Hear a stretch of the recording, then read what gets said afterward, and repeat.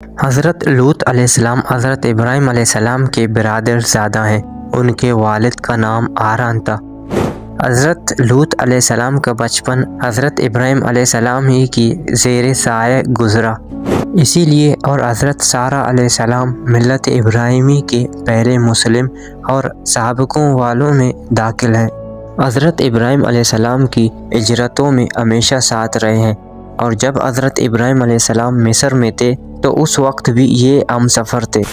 تورات میں ہے کہ مصر کی قیام میں چونکہ دونوں کے پاس کافی ساز و سامان تھا اور مویشیوں کے بڑے بڑے ریوڑ تھے، اس لیے ان کے چراہوں اور محافظوں کے درمیان بہت زیادہ کشمکش رہتی تھی۔ حضرت ابراہیم علیہ السلام کے چراوے چاہتے تھے کہ اس چراگاہ اور سبزہ زار سے پہلے ہمارے ریوڑ فائدہ اٹھائیں، اور حضرت لوط علیہ السلام کی چراہوں کی خواہش ہوتی کہ اول ہمارا حق سمجھا جائے۔ حضرت ابراہیم علیہ السلام نے اس صورتحال کا اندازہ کر کے حضرت لوط علیہ السلام سے مشورہ کیا، اور دونوں کی صلاح سے یہ طے پایا کہ باہمی تعلقات کی خوشگواری اور دائمی محبت و الفت کی بقا کے لیے ضروری ہے کہ حضرت لوط علیہ السلام مصر سے ہجرت کر کے شرق اردن میں علاقہ سدوم اور عمورہ چلے جائیں اور وہاں رہ کر دین حنیف کی تبلیغ کرتے اور حضرت ابراہیم علیہ السلام کی رسالت کا پیغام حق سناتے رہے،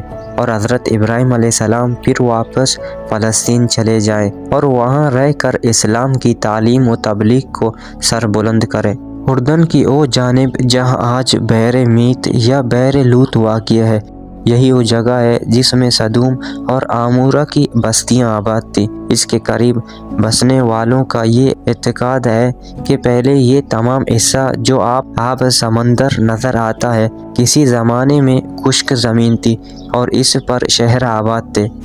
سدوم و عمورہ کی آبادیاں اسی مقام پر تھی۔ یہ مقام شروع سے سمندر نہیں تھا، بلکہ جب قوم لوط پر عذاب آیا اور اس سرزمین کا تختہ الٹ دیا گیا اور سخت زلزلے اور بونچال آئے، تب یہ زمین تقریباً 400 میٹر سمندر سے نیچے چلی گئی اور پانی ابھر آیا، اسی لیے اس کا نام بحر میت اور بحر لوط ہے۔ یہ صحیح ہو یا غلط، بہرحال یہ مسئلہ حقیقت رکھتا ہے کہ اسی بحر میت کے ساحل پر وہ حادثہ رونما ہوا جو قوم لوط کے عذاب سے موسوم ہے۔ میں وطنی اور روحانی دونوں قسم کی ہجرتیں مراد ہیں۔ حضرت ابراہیم علیہ السلام کے ساتھ خدا کے دین کی خاطر ایک جگہ سے دوسری جگہ منتقل ہونا وطنی ہجرت ہے، اور باپ دادا کے قدیم مذہب مظاہر پرستی کو چھوڑ کر ملت حنیفی کو اختیار کر لینا روحانی ہجرت ہے، اور جو گزشتہ سالوں کی عصری تحقیق نے بحر میت کے ساحل پر لوط علیہ السلام کی بستیوں کے بعض تباہ شدہ آثار عویدہ کر کے اس علم و یقین کے سامنے سر تسلیم کم کر دیا ہے،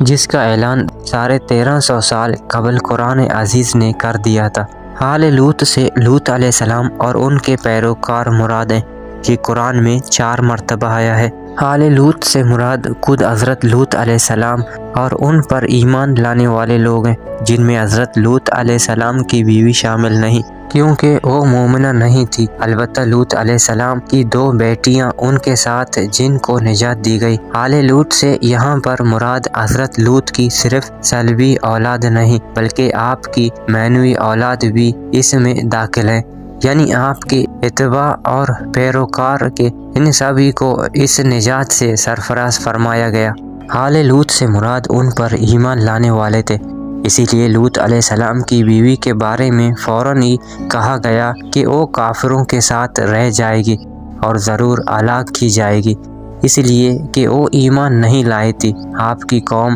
نہایت مغرور ہے، بےحس اور نافرمان تھی، اور ان کا سب سے بڑا گناہ یہ تھا کہ ان میں مرد عورتوں کی بجائے مرد سے ہی اپنی جسمانی حاجت پوری کرتے، زیادتی کرتے۔